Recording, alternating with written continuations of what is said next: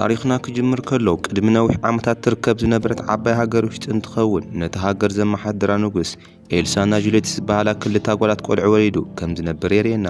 ካብ ክልቲአን ልዕልትታት እታ ዓባይ ዝኾነት ኤልሳ ኩሎም ኣወዳት ከምቲ ዝገብርዎ ሊን ብዝተባሃለታ ስልጣኒኣ ምኽንያት ናይ ሴፍ ግጥምን ብተወሳኺ ናይ ውግእ ስልትታት ምስልጣን ዋላ እኳ እንተዘውተረት ኣቦኣ ግን ክትኸውን ዘለዋ ከም መሓሳተ መሪዓ ውላድ ከም ዝኾነ ብምግላጽ ውግእ ምምሃራት ጠጠው ንኽተብል በተደጋጋሚ እንትመኽራ ኤልሳ ግን ናይ ኣቦኣ ምኽሪ ከም ቁም ነገር ከይቆጠረቶ ትተርፍ። ናይ እኒ ኤልሳ ኣቦ ወዲ ተባዕታይ ውላድ ስለ ዘይብሉን ስልጣኑ ድማ ንጓሉ ከውርስ ስለ ዘይደለየ ናይ መጀመርያ ጓሉ ኤልሳ ጁልየስ ንዝተባሃለ ኣብቲ ሃገር ዓብዪ ስልጣን ዘለዎ ወዲ ከመርዓያ ይውስን። ጁልየስ ግን ማንም ብዘይፈልጦ መልክዕ ብጣዕሚ ርጉም ሰብ ስለ ዝነበረ ንኤልሳ ተመርዒ ንጉስ ምስ ኮነ እተን ጎረባብቲ ሃገራት ንምውራርን ናይ ኤልሳ ኣቦ ምቕታልን ካብ ሕዚ ጀሚሩ ይሓስብ። ድሕሪ ዝተወሰነ መዓልቲ ኤልሳ ንጁልየስ ትምርዓየሉ መዓልቲ በፂሑ እቲ ናይ ቀለበት ስነ ስርዓት ክጅመር እንትብል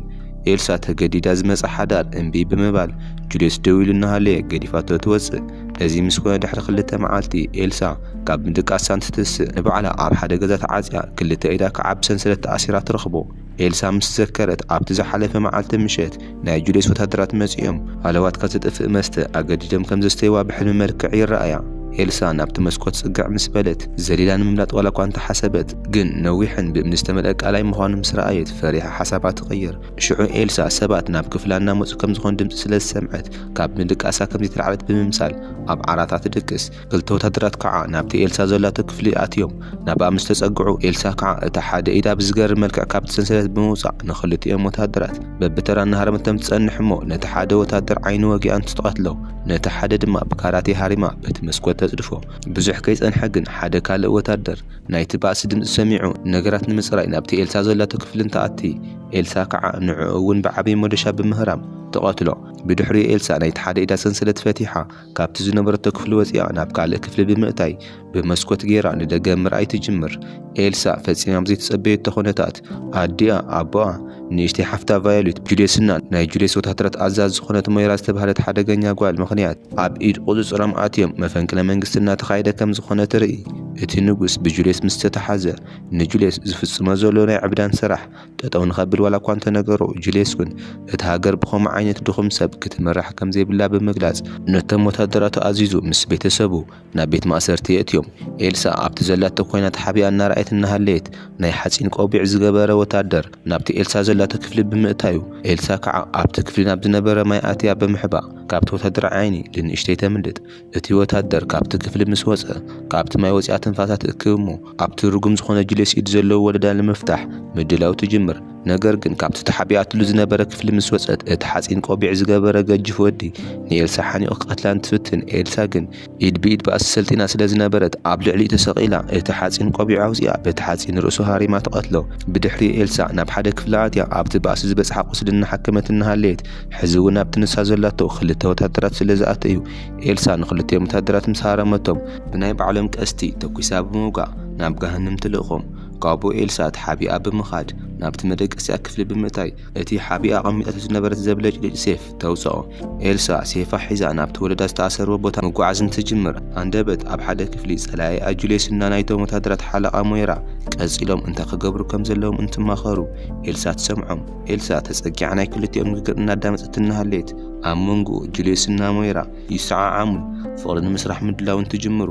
ኤልሳ ከዓ እዚ ኣጋጣሚ ብምጥቃም ንኽልቲኦም ክትቐትሎም እንትዳለው ሓደ ወታደር መሲኡ ዝተኣሲሩ ዘሎ ንጉስ ከነጋገሮ ከም ዝደሊ እንትነግሮ ተኸታቲሎም ይወፁ። ጁልየስ ከዓ ነቲ ተኣሲሩ ዘሎ ንጉስ እንተናግሮ እቲ ንጉስ ጁልየስ ሰርሖ ዘሎ ናይ ዕብዳን ስራሕ ንሓደ ግዜ ንመጨረሻን ጠጠው ንኸብል ዋላ እኳ እንተነገሮ ጁልየስ ግን ካብ ሕዚ ንድሓር ንዕኡ ጠጠው ዘብሎ ሓይሊ ከምዘየለ ብኹርዓት ይገልጸሉ። ኣብቲ ቤተ መንግስቲ ውሽጢ ኤልሳ ምሽልኽላኽ ብምቕጻል ናብ ሓደ ክፍሊ እንትተኣቲ ብዘይተጸበየቶ መልክዕ ምሉእ ነብሱ ሓፂን ዝተኸደነ ናይቲ ቤተ መንግስቲ ሓላዊ ትረኽቦ።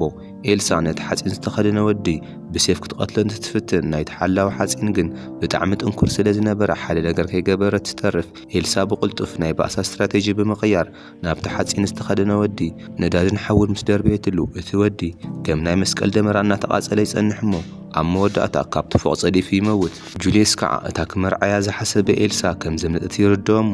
ሞይራና ካልኦት ወታደራት ልኢኹ ንኤልሳ ኣብ ኢድ ቁፅጽ ብቁፅሮም ንኸውዕልዋ ይእዝዞም ካብኡ ኤልሳ ክሕዝዋን ዝመፁ ወታደራት ብዝገርም ብቕዓትና ተዋግኦም ዋላ እኳ እንተጸንሐት ነገር ግን ናይቶም ወታደራት በዝሒ ካብቲ ዝተዛዕሰበቶ ብላዕሊ ስለዝኾኑ ክትዋፅኦም ስለዘይከኣለት እቲ ዝረኸበቶ ገመድ ተጠቒማ ብመስኮት ብምዝላል ኣብቲ ካልእ ናይ ቤተ መንግስቲ ክፍሊ ኣትያ ትሕባእ ነገር ግን እቲ ኤልሳ ተሓቢኣትሉ ዝነበረ ክፍሊ ተኸፊቱ ሓንቲ ጓል ኣትያ ምስ ኤልሳ ትጋጠም ኤልሳ ከዓ ካብቲ ባእሲ ዕረፍቲ ረኺባ ነታ በባእስታ ምስ ረኣየታ እታ ጓል ኣሰልጣኒኣ ሊን ከም ዝኾነት ትርእያ እሞ ብጣዕሚ ደስ ይብላ ሊን ከዓ ንኤልሳ ክታርማ ዝበለት ካልእቲ ጓል መስለታ ከም ዝኾነ ምስ ገለጸትላ ንኤልሳ ንምንታይ ናብ ክፍላ ከም ዝመፀት እንትሓታ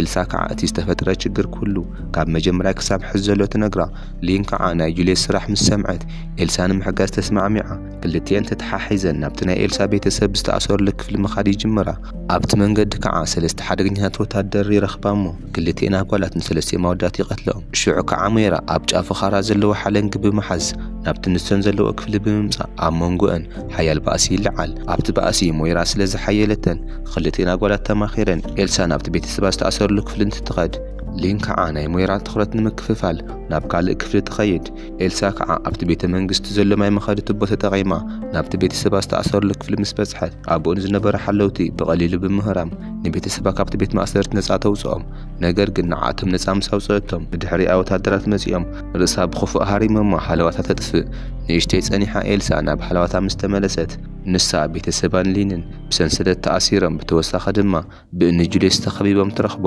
ጁልየስ ከዓ ንኤልሳ ንዘይተምልጥኒ ብዙሕ ኣይተጉይኒ ኢሉ ገዛ እንትነኻኸኣ ኤልሳ ከዓ ንጁልየስ ኢዱ ትነኽሶ ጁልየስ ከዓ ሓሪቑ ብጽፍዒት ምስ ሃረማ ይመችያ ምስኡ ተመርዓ ከም ትነብር ይገልጸላ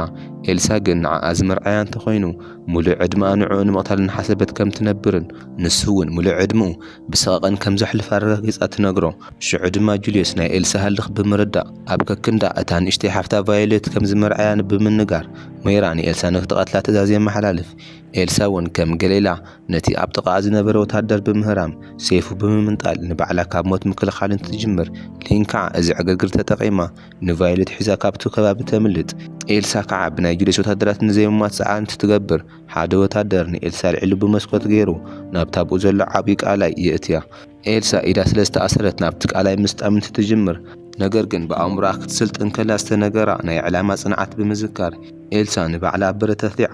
ኢዳ ምስ ፈትሓቶ እናሓንበሰት ናብቲ ጫፍ ቃላይ ትወፅእ ኤልሳ ምንም ግዜ ከየጥፍአት ናብቲ ቤተ መንግስቲ ተመሊሳ ብምምጻእ ምስ ኣሰልጣኒታ ሊንና ምስ ሓፍታ ቫዮሌት ካልኣ ይራኸባ ብምቕጻል ሰለስቴን ኣጓላት ተተሓሒዘን ናብቲ ሴፍ ዝቕመጠሉ ቦታ ምስ ከዳ ንጁልየስና ንወታደራቱ ዝቐትል ሴፍ ብምሓዝ ንቫዮሌት ኣብኡ ገዲፈን ኤልሳ እና ሊን ናብቲ እኒ ጁልየስ ዘለዎ ይኸዳ ኣብ መንጎኡ ቫዮሌት ብናይ ጁልየስ ወታደራት ተታሒዛ ናብ ጁልየስ ብምውሳዳ ኤልሳ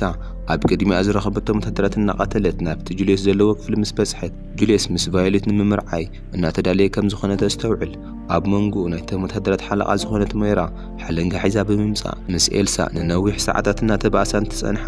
ኣብ መጨረሽታ ግን ኤልሳ ብዝገርም ብቕዓት ኣብቲ ሓለንጊ ብዘሎ ኻራ ወጊኣ ትቐትላ ካብዚ ንድሓር ኤልሳ ናብቲ ቀዳማይ ጸላይኣ ዝኾነ ጁልየስ ብምኻድ ኣብ መንጎ ክልቲኦም ድማ ሓያል ናይ ሴፍ ባእሲ ይጅመር ኣብቲ ባእሲ ሰዓት ጁልየስ ንኤልሳ ኣብ ጎና ብምውጋዕ ዓቕሚ የስእና ካብዚ ንድሓር ጁልየስ ኣብቲ ከባቢ ንዝተኣከቡ ሰባት ቀጻል ንጉሶም ንሱ ከም ዝኾነን ጠጠው ዘብሎ ነገር ከም ዘለን ብትዕቢት ተመሊኡ ምልፍላፍ እንትጅምር ኤልሳ ዝተረፈ ሓይሊ ተጠቒማ ንናይ ጁልየስ ክሳድ ብናይ ባዕሉ ሴፍ ቆሪጻ ትደርብዮ ኣብ መጨረሽታ ኤልሳ ጁልየስ ወሲድዎ ዝነበረ ዘውዲ መንጢላ ንኣቦኣ እንትትምልሰሉ ኣቦኣ ከዓ ካብዚ ንድሓር ናቱ ቦታ ተኪኣ ዝተመሓድሮ ንግስቲ ንሳ ከም ዝኾነት ብምግላጽ ኣብቲ ዝተኣከበ ሰብ ኩሉ እናሸማ እናረኣይና ታሪኽና እውን ይውዳእ